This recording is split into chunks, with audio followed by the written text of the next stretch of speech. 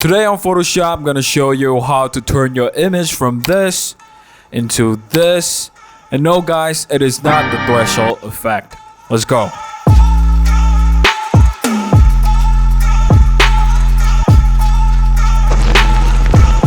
Yo, what is good? It's Dixon, your boy from Intuitive Designs. Now, quick plug before I begin. I've recently started selling this mockup bundle on my store. It's got 7 mockups total in one download, all of which are the mockups you need to start your clothing brand. So go and check it out, link below. Right, so here in Photoshop, just use any image of your choice. In my case, I'm using this image I've generated using AI from Playground AI. And you can watch the full tutorial on the pop-up right corner here and then get something similar for yourself.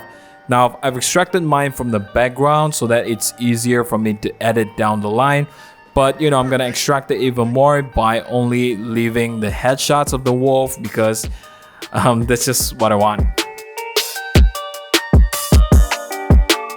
Now that's done, head over to filter gallery and then let me turn these 2 filters off.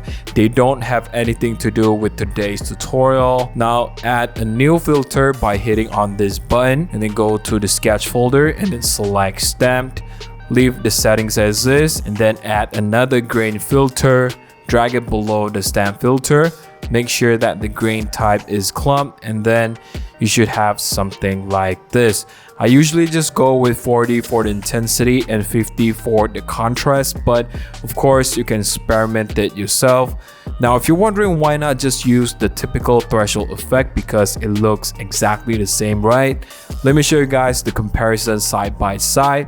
Now as you can see, the stamp grain effect on the left looks a lot more refined, whereas the threshold effect is rather basic and plain.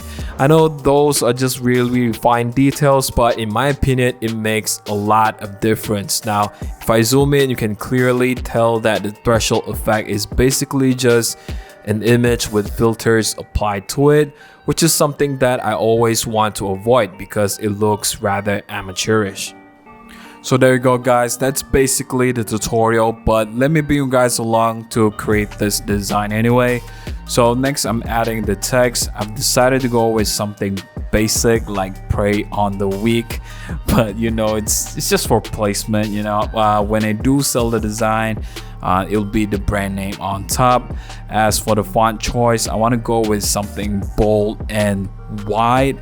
So the first one that comes to mind is Extender. Recently I've been using it a lot. I don't know why, but yeah, let's see how it goes.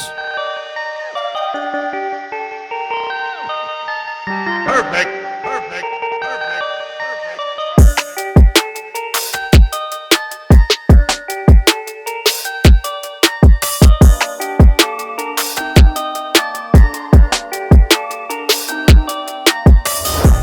So guys, I'm on the Vital Elements site sourcing a barbed wire asset to add to the wolf design because I figure the design looks very boring right now with no added element to it.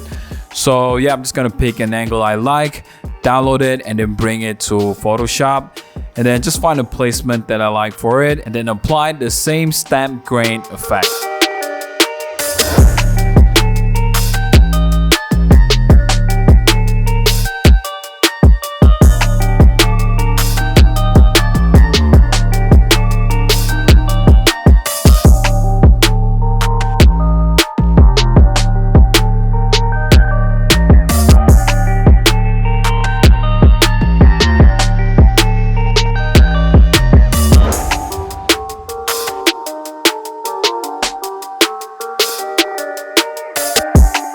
Right guys, so now I'm breaking up the barbed wire asset into multiple pieces. There's no reason to just stick to the stock look.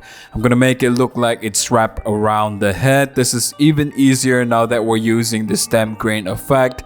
You don't have to worry too much about stuff like composition or colors.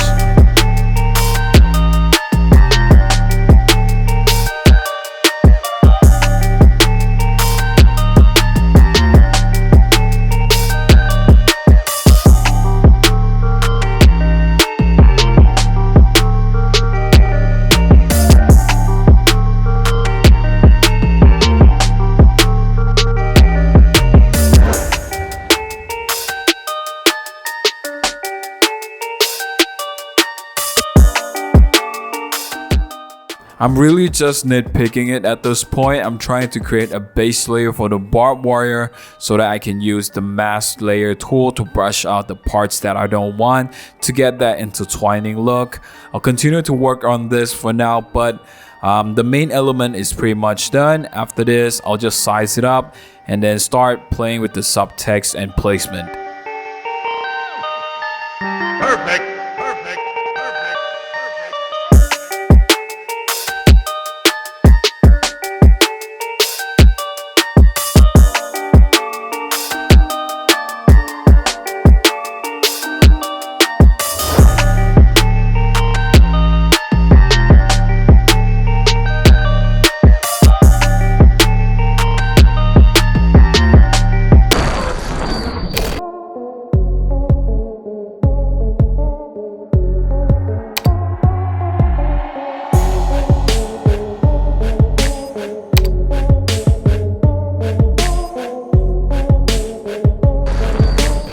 That's all for today, guys. Hope you learned something valuable from this tutorial. It's a very simple effect, but in my opinion, it can make a huge difference.